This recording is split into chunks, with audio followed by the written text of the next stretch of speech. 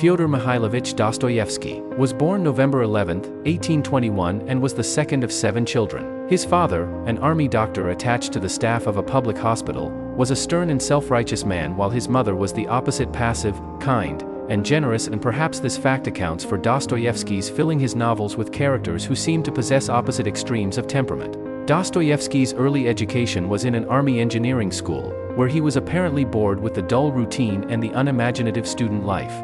He spent most of his time, therefore, dabbling in literary matters and in reading the latest authors. His penchant for literature was obsessive. And almost as obsessive was Dostoevsky's preoccupation with death, for while the young student was away at school, his father was killed by the serfs on his estate.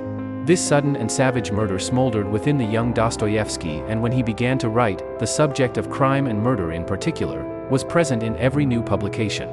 Dostoevsky was never free of the horrors of homicide, and even at the end of his life he chose to write of another violent death, the death of a father, as the basis for the brothers Karamazov. After spending 2 years in the army, Dostoevsky launched his literary career with Poor Folk, a novel that was an immediate and popular success and one highly acclaimed by the critics. Never before had a Russian author so thoroughly examined the psychological complexities of man's inner feelings and the intricate workings of the mind. Following Poor Folk, Dostoevsky's only important novel for many years was The Double, a short work dealing with a split personality and containing the genesis of crime and punishment. Perhaps the most crucial years of Dostoevsky's melodramatic life occurred soon after the publication of Poor Folk.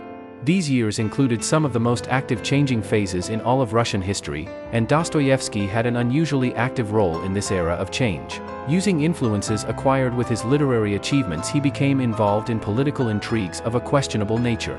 He was, for example, deeply influenced by new and radical ideas that were entering Russia from the West, and he soon became affiliated with those who hoped to revolutionize Russia with all sorts of Western reforms. Dostoevsky published many articles concerning various political questions, knowing full well that they were illegal and that all printing was controlled and censored by the government. The rebellious writer and his friends were, of course, soon deemed treasonous revolutionaries and placed in prison.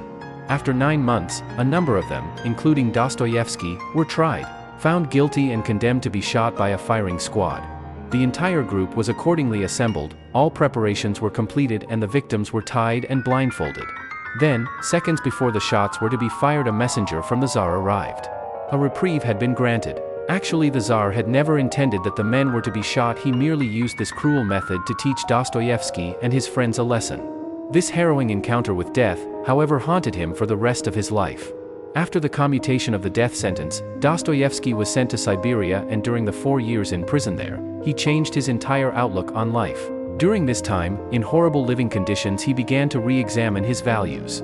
A total change occurred within the man. He experienced his first epileptic seizure and began to reject a heretofore blind acceptance of the new ideas that Russia was absorbing. He underwent a spiritual regeneration so profound that he emerged with a prophetic belief in the sacred mission of the Russian people. He believed that the salvation of the world was in the hands of the Russian people, and that eventually Russia would rise to dominate the world. It was also in prison that Dostoevsky formulated his well-known theories about the necessity of suffering. Suffering became man's chief means of salvation. Dostoevsky married a woman named Maria Nechayeva while still in exile. After his exile, he served 4 more years as an army private, was pardoned, and left Siberia to resume his literary career. He soon became one of the great spokesmen of Russia. Meanwhile, his wife Maria died. Then in 1866, he published his first great masterpiece, Crime and Punishment. After finishing Crime and Punishment, Dostoevsky married again, a woman named Anna, and went abroad, hoping to find peace from numerous creditors and also hoping to begin a new novel. The peace of mind Dostoevsky longed for he never found. Instead, he accumulated even more guilt in addition to his ever-mounting debts from gambling. The novel Dostoevsky composed abroad was The Idiot, the story of a wholly good and beautiful soul. He hoped to create a man who could not hate and who was incapable of base sensuality. The novel is another of his masterpieces, a fascinating, intense study of the destructive power of good. Dostoevsky's last novel, The Brothers Karamazov, was his great masterwork and is today considered a masterpiece of Western literature. Only a year after its publication, 1880, Dostoevsky died on February 9, 1881, but already he was acknowledged to be one of Russia's greatest writers.